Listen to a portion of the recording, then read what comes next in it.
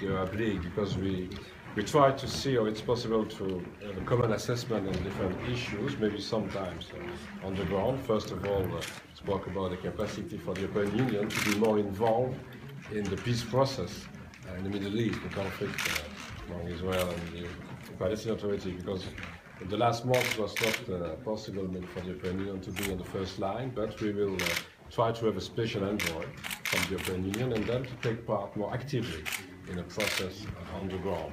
But more than that, we have make a round about different situations, but we try also to have a better collaboration in the fight against terrorism and in the fight against radicalization. And just I want to add that we discussed, like yesterday, about the possibility to exchange more about intelligence, about the capacity to follow a lot of people going maybe from Europe to Syria and Iraq and coming back, the foreign fighters, but also to think about a medium long-term strategy to fight against radicalization. And that's a kind of other ways. We are trying to do something in the prisons, we try to do also something for education. And I just said that for education, they are very interesting to exchange best practices, to see how it's possible to organize in one university or schools the capacity to have a very good training for the imams in Europe and in the different countries in Europe, like it's maybe possible to do that in some Arab countries. But first of all, I want to thank the Secretary General, because the idea is to have a better cooperation, not only on bilateral level, but among the two organizations, the European Union and the Arab League. Well, thank you very much. I had this very useful meeting with the foreign minister. We really covered a lot of issues. As he said, we spoke about Palestine and the need to give an impetus to new attempts to resolve this conflict which has been going on for a very long time. The Palestinians are suffering and the whole world is suffering. And it's time really to end this conflict, and we hope that the next time the Security Council will look into the matter, that will be the objective. The objective is to get a resolution supported by the Council, and a resolution that can be implemented on the ground. And that's whether it's the European Union or Belgium. We are hoping and depending on them for this future. Then, of course, we spoke about, as yesterday with the ministers and today in Parliament, about the phenomena of terrorism, which we all are concerned about. It's not only you in Europe here. In the Arab world also we are concerned about it, and things are happening there. And we need the help of all the world to see why this phenomena has been enlarging and extending its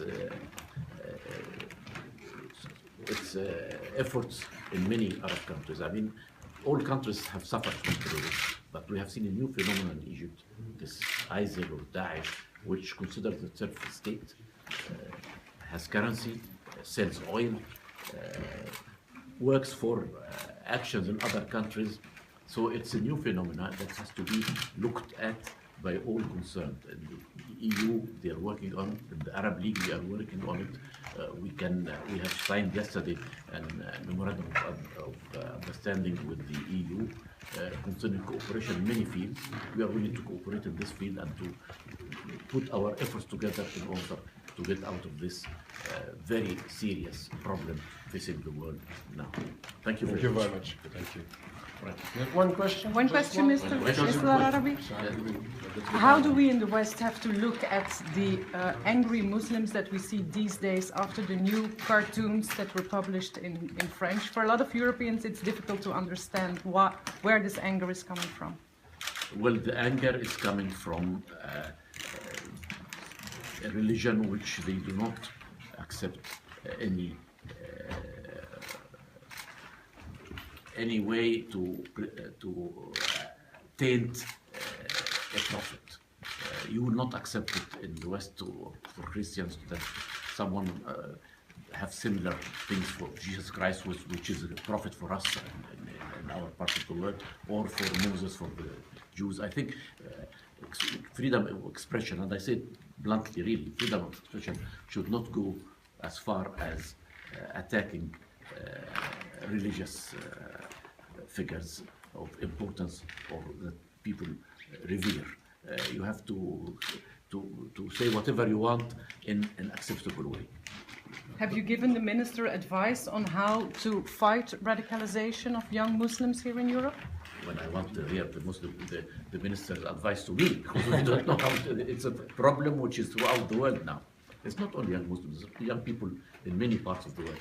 I spoke yesterday and today in Parliament about what happened here in 30 or 40 years ago when you had Baden-Meinhof in Germany and Red Brigades in Italy. Prime Minister Moro was assassinated and left in the trunk of a car.